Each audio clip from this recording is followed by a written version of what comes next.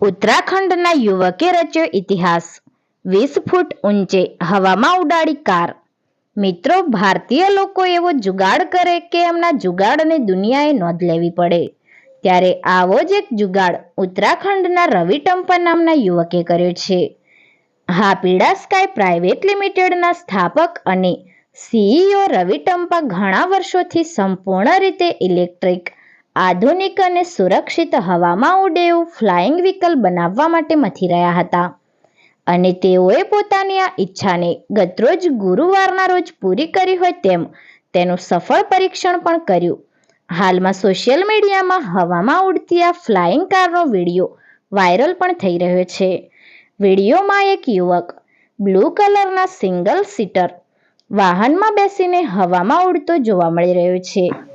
વાહનમાં પૈડાની જગ્યાએ ચારેય બાજુ 8 બ્લેડ લગાવેલ છે, જેની મદદથી તે 20 ફૂટ ઊંચાઈએ હવામાં ઉડી સુરક્ષિત રીતે નીચે ઉતરે છે. જો કે મૂળ ઉત્તરાખંડના ભારતીય વ્યક્તિની આ સોચની સૌ કોઈ પ્રશંસા પણ કરી રહ્યા છે. જો કે ઉત્તરાખંડના યુવકે હવામાં ઉડતી કાર બનાવી ઇતિહાસ રચ્યો છે. મીડિયા સાથેની વાતચીતમાં રવિ ટંપાએ જણાવ્યું છે કે ભારતમાં બનેલું આ સૌ પ્રથમ ફ્લાઇંગ વ્હીકલ છે. આની ખાસિયત એ છે કે રોડ માર્ગે જે અંતર કાપવામાં 40 મિનિટ લાગે છે તે જ અંતર હવાઈ માર્ગે કાપવામાં આ વ્હીકલને 12 મિનિટ લાગે છે. જો કે રવિ ટંપા મશીનને હજુ પણ વધુ શક્તિશાળી અને સુરક્ષિત બનાવવા માટે ટેસ્ટિંગ કરશે અને આવનારા સમયમાં લોકો ટૂંકા અંતર માટે રોડ અને હવાઈ મુસાફરી બંનેનો એકસાથે ઉપયોગ કરશે તેવા તેમના પ્રયત્નો છે. હાલમાં ભારતીય વ્યક્તિએ જોરદાર જુગાડ કરી ઇતિહાસ રચી દીધો છે અને આની નોંધ માત્ર ભારત જ નહીં પણ બીજા અન્ય દેશો પણ લે તો નવાઈ નહીં. यह एक फ्लाइंग व्हीकल है बनाई है। इसका उद्देश्य पर्सनल मोबिलिटी को, स्काई मोबिलिटी को बढ़ावा करना है, आगे लाना है फ्यूचर में। हमने हर जनरेशन में एक बड़ा बदलाव देखा है मानव सभ्यता के। जैसे पहले ट्रांसपोर्टेशन जानवर से होता था, गाड़ी, बैलगाड़ी, गाड़ी, ट्रक, रेलवे, ये सब कुछ बने, एयरक्राफ्ट बने।